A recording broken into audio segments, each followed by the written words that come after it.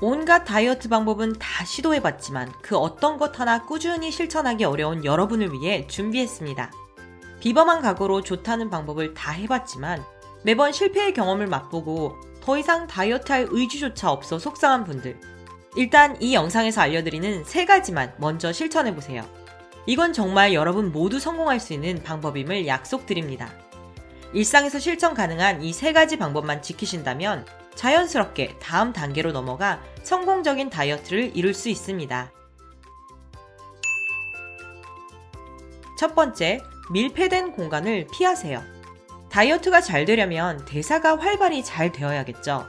즉, 먹은 음식을 우리 몸이 활활 태워 에너지로 활용을 해야 몸에 잉여 칼로리가 쌓이지 않겠죠. 그런데 밀폐된 공간에서의 산소 부족은 대사를 방해할 수 있습니다. 요즘같이 마스크를 생활화하는 환경에서는 더욱 그렇겠죠. 우리 몸에서 사용하는 가장 좋은 에너지인 ATP를 만들기 위한 2가지 필수적인 구성 요소는 탄수화물, 단백질, 지방과 같은 영양소와 산소입니다. 즉, 우리가 밥을 먹고 밥심을 내려면 밥 속의 포도당과 우리가 호흡해서 들이마신 공기 속의 산소가 반드시 만나야 합니다.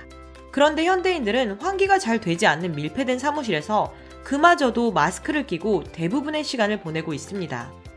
대기 중 평균 산소 농도는 21%인데 이에 못 미치는 환경에서 생활을 하고 있는 것이죠. 당연히 음식은 들어왔지만 대사를 위한 필수적인 요소가 충분하지 않으니 활발한 대사가 어려울 수밖에 없는 것입니다.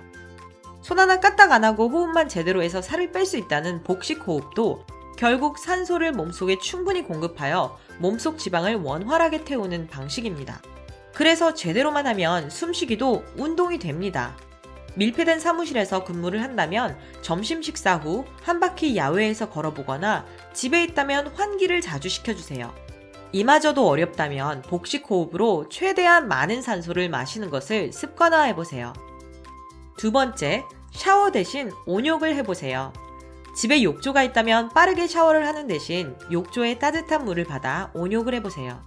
이것마저 시간이 없어서 실천하기 어렵다 생각하신다면 귀찮고 힘든 운동 대신 온욕을 한다고 생각을 하면 훨씬 더 쉽게 느껴질 거예요.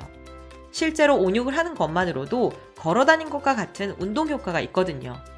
영국 러프버러 대학에서 14명의 남성을 대상으로 진행한 연구에 따르면 40도 정도의 뜨거운 물속에서 1시간 동안 몸을 담그고 있는 것만으로도 약 30분간 걸어다닌 것과 같은 열량 소모 효과가 있었다고 합니다. 또한 다른 연구에서 뜨거운 물로 목욕을 하면 자전거 타기와 같은 운동을 했을 때보다 오히려 식후 혈당 수치가 10% 더 낮게 나왔습니다. 대중목욕탕에 가서 2시간씩 시간을 보내다 오는 분들은 실제 엄청난 운동을 하고 오는 셈이죠. 3번째, 텀블러를 이용해보세요. 매일 아침 몽롱한 정신을 깨우려고 출근하며 커피를 한 잔 테이크아웃 한다면 개인 텀블러를 이용하는 것이 환경에도 물론 이롭지만 다이어트에도 도움이 됩니다. 커피 전문점에서 흔히 사용하는 종이컵 내부에는 수분에 젖는 것을 방지하기 위해 코팅 처리가 되어 있습니다. 종이컵의 코팅은 105도 이하에서는 대체로 안전하다고는 하지만 계속해서 논란이 있었습니다. 2013년에 여성환경연대가 국내 커피 전문점 7곳의 테이크아웃 종이컵에서 환경 호르몬인 과불화 화합물이 검출되었다고 발표해 논란을 빚은 바 있습니다. 지속적인 환경 호르몬에 노출되면 호르몬 불균형을 유발하여 이로 인해 우울증, 신경과민, 수족냉증, 각종 여성 질환 등이 발생할 수 있으며 체중이 증가하고 특히 복부와 엉덩이 부분에 집중됩니다.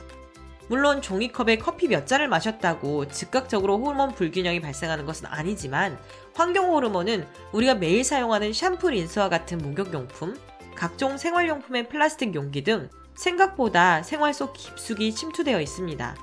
많은 여성들이 식단 조절을 잘하고 운동도 꾸준히 하지만 체중 감량이 되지 않을 때 호르몬 불균형이 원인인 경우가 종종 있습니다.